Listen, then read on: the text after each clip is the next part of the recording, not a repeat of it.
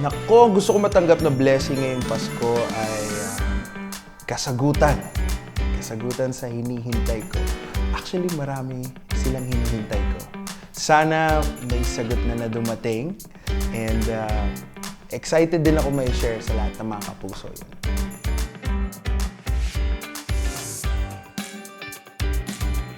Ngayong Pasko, ang gusto kong mai-share at maibigay na blessing ay yung mga bagay na natutunan ko throughout this year. Kasi sobrang dami kong mga na-experience at gusto kong mai-share sa mga kapuso yung mga natutunan kong mga bagong talent, mga bagong makaka-inspire para sa mga kapuso natin. Para sa mga kapuso natin ngayong Pasko, sana lahat ng mga dinadasal nyo at mga hinihiling nyo sa buhay ay magkatotoo. At kung hindi man, sana maibigay yung pinakamalapit na gusto ninyo sa puso ninyo. Merry Christmas mga kapuso!